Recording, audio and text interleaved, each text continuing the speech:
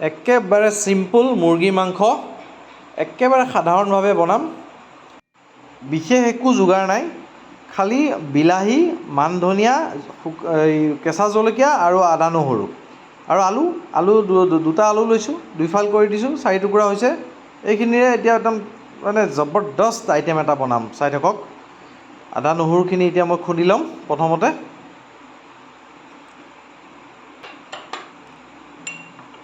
এনেকৈ অলপমান খুন্দাৰ পাছত আধা ৰাখিম আৰু আধা আকৌ কেঁচা জলকীয়াৰ লগত খুন্দিম। সেইখিনি মাংসৰ লগত সানিবৰ কাৰণে লাগিব। এতিয়া অলপমান ৰাখি দিলোঁ, ৰাখি এতিয়া এই কেঁচা জলকীয়াখিনি এই আদা নহৰুখিনিৰ লগত ভালদৰে খুন্দি দিম। খুন্দি পেলাই এই মাংসখিনিত মিক্স কৰি দিম এতিয়া ভালদৰে। তাত মেৰিনেট কৰি ৰাখিম, মোটামুটি 15 মিনিটমান ৰাখিম আৰু এতিয়া বঢ়িয়াকৈ সানি দিম। অলপমান জ্বলা হয় যেনিবা ডিছটো, কিন্তু খাই কিন্তু একদম মজা লাগে আৰু খাই পেলাই খুব। খালি কালাৰ আপোনালোকে কালাৰত নাযাব, এইটো অলপমান বইল টাইপৰে হয় বস্তুটো, কিন্তু অলপমান মই তেলো দিম যেনিবা। নিমখ দি দিছোঁ। এনেকৈ মিক্স কৰি পেলাই এতিয়া অলপ সময় ৰাখি দিম, 15 মিনিটমান। এতিয়া 15 মিনিট হৈ গ'ল, গেছ অন কৰি দিলোঁ, কেৰাহী বহাই দিছোঁ। এতিয়া দিম তেলটো সৰিয়হৰ তেল দিছোঁ। সৰিয়হৰ তেলৰ পাছত এতিয়া ভাজিম। বেছি সময় নাভাজোঁ, কিন্তু অলপমান জাষ্ট ৰঙচুৱা হোৱাকৈ অলপমান এনেকৈ দি দিলোঁ। আদা নহৰুখিনিও পানী অলপ দি দিছোঁ। এতিয়া অলপ সিজিব দিম, তাৰ আগতে আলুখিনি দি দিম এতিয়া লগতে, ধুনীয়াকৈ সিজি যাব। অলপ মাংসৰ পৰাও তেল ওলাব আৰম্ভ কৰিছে। এতিয়া ঢাকনখন দি দিম। এতিয়া মোটামুটি 5 মিনিটমান এনেকৈ মাজে মাজে উঠাই চাই থাকিম।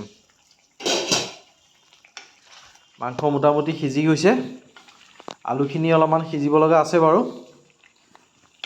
মোটামুটি সিজি গৈছে। এতিয়া মই এই যে আদা নহৰু অলপমান ৰাখি দিছিলোঁ, সেইখিনি এতিয়া দি দিম। এই আদা নহৰুখিনি দিয়াৰ পাছত এটা ইমান ধুনীয়া গোন্ধ ওলাব নহয়, কি ক'ম আৰু।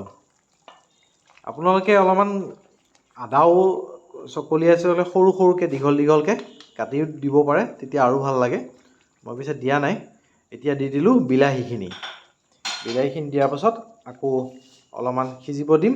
এতিয়া অলপমান মান ধনিয়াও দি দিছোঁ লগতে, গোটেইখিনি দিয়া নাই। এতিয়া আকৌ ঢাকি দিম। এই ৰেচিপিটোত কোনো ধৰণৰ মানে মছলাৰ প্ৰয়োজনেই নাই।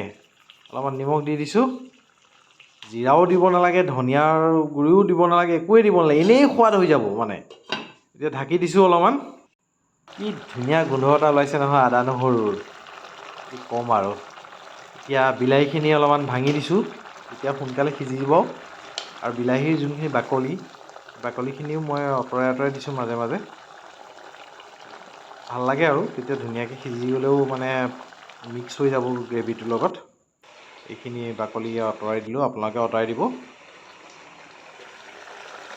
এয়া মোটামুটি হৈ গ'ল।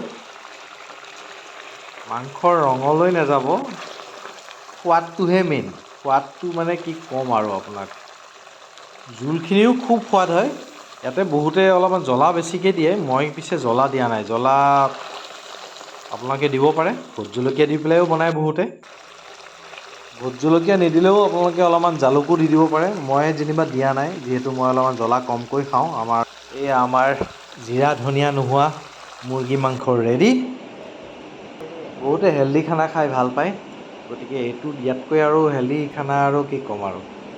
এই বাহিৰা বস্তু একো নাই, একেবাৰে ধুনীয়াকৈ বনোৱা গৈছে। বাকী পেটৰ অসুখো নহয়। খালি জ্বলাটোৰ ওপৰতে কথা আৰু, জ্বলাটো অলপমান কমকৈ দি পেলাই বনাব পাৰে, ভাল হ'ব, একদম বঢ়িয়া লাগিব খাই পেলাই।